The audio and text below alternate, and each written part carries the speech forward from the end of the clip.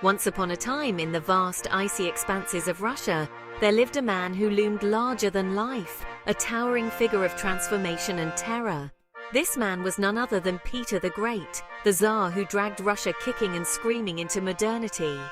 However, beyond his grand achievements in statecraft and warfare, Peter's personal life was rife with scandal, especially his marital relationships. As we delve into the tumultuous union between Peter and his wives, particularly Catherine I, we'll also uncover the oppressive marital norms of the era. So grab a cup of tea, or vodka if you're feeling particularly Russian, and let's dive into the scandalous saga of Peter the Great. Let's set the scene.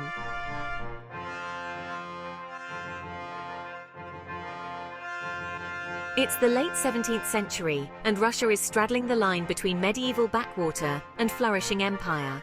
Born in 1672, Peter Alexeyevich Romanov ascended to the Russian throne at the tender age of 10, co-ruling with his half-brother Ivan V until he became the sole ruler in 1696. Peter was not your typical Tsar. He was a giant of a man, standing at 6 feet 8 inches tall, with a personality just as imposing. He was a force of nature, known for his towering stature, insatiable curiosity, and penchant for making history in the most unconventional ways.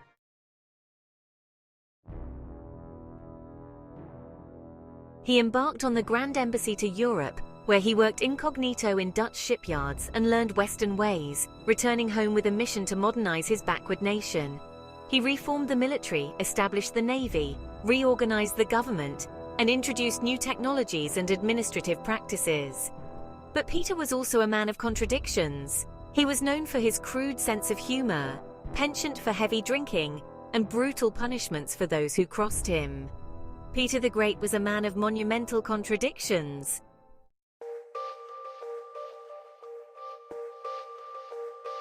Now let's take a moment to talk about the broader context of marriage in Peter's Russia.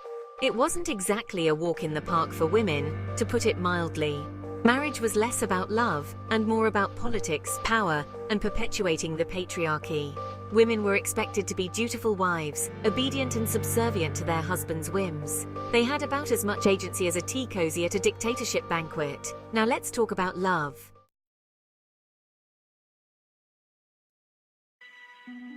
Or rather, the lack thereof in Peter's marriages. Peter the Great was married twice. Sure, they were technically husband and wife, but their union was about as harmonious as a cat in a room full of rocking chairs. His first marriage, to Eudoxia Lopukhina, was arranged by his mother in 1689, when Peter was just 17. Eudoxia, a traditional Russian noblewoman, bore him 3 children, but their marriage was far from happy. Poor Eudoxia didn't stand a chance against Peter's domineering ways. Peter, who had been profoundly influenced by his European travels, found Eudoxia's conservative and pious demeanor stifling. He abandoned her in 1698 and banished her to a convent faster than you can say divorce court. This was a common fate for unwanted wives at the time. Peter then promptly took up with his mistress-turned-second wife. Peter's second marriage was to Marta Skavronska, a Lithuanian peasant girl who had been captured during the Great Northern War and later became his mistress. Peter renamed her Catherine and married her in a secret ceremony in 1707, later making it official in 1712. Unlike Eudoxia, Catherine shared Peter's zest for life and was a loyal companion. She even accompanied him on military campaigns, an unusual role for a woman of that era. Despite their close bond, Peter's relationship with Catherine was far from a fairy tale.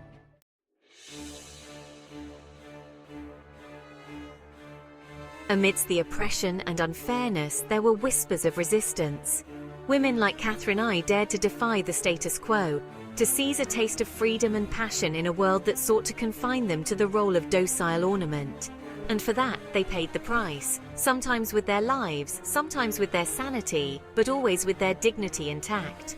Peter was notorious for his infidelities and had numerous affairs. He was known for his rough behavior and a notorious philanderer with wandering eyes and wandering hands, including groping the ladies-in-waiting right in front of Catherine.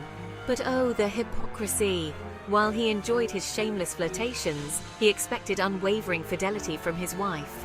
The most twisted scandal in their marriage is when Catherine dared to seek a little excitement of her own. This heavy drama involved Catherine's alleged affair with her chamberlain William Mons. Mons was the brother of Anna Mons, Peter's former mistress, and he caught Catherine's eye.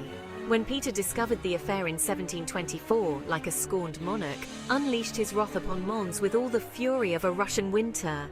He drummed up trumped-up bribery charges faster than you could say Kremlin conspiracy, and promptly had Mons swinging from the gallows. But Peter wasn't content with just a run-of-the-mill execution. Oh no, he had to take it to the next level of twisted revenge.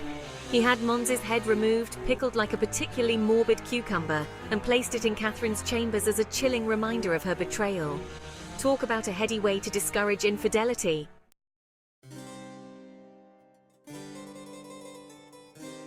Peter and Catherine's marriage, with its scandal and drama, reflected broader marital norms of the 17th and 18th centuries.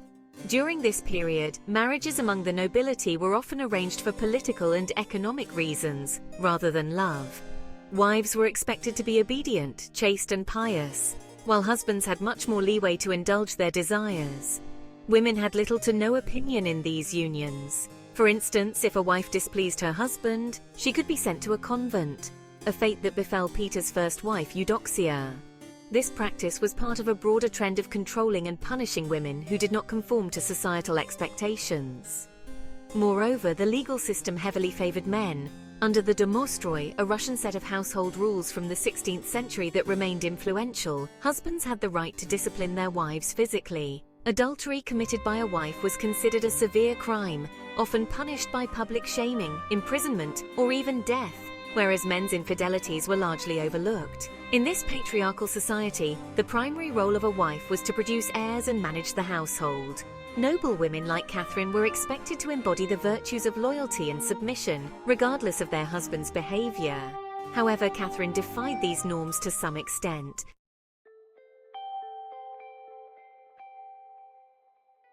Despite Peter's tyrannical actions, she maintained a significant degree of influence over him and eventually ruled as Empress of Russia after his death in 1725.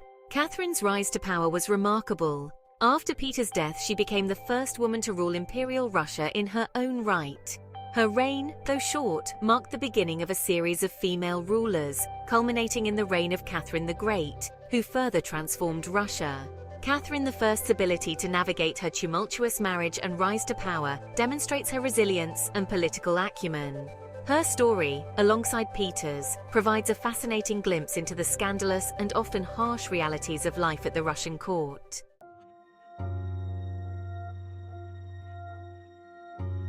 So, what can we learn from the scandalous saga of Peter the Great and his tumultuous marriages? Perhaps it's a cautionary tale about the dangers of unchecked power, the fragility of love in the face of tyranny, or simply a reminder that behind the grandeur of history lie the messy, complicated lives of ordinary people. In the end, Peter's legacy is a mixed bag of triumphs and tragedies, of progress and depression. He may have dragged Russia kicking and screaming into the modern era, but at what cost? Only time will tell. And so, dear viewers, as we bid adieu to the scandalous saga of Peter the Great, let us remember that history is not just a series of dates and events, but a tapestry woven from the threads of human folly and fortitude, love and loss, scandal and suppression. So, next time you find yourself complaining about modern marital woes, just remember Peter the Great and his preserved head in a jar tactic. Suddenly leaving the toilet seat up doesn't seem so bad, does it?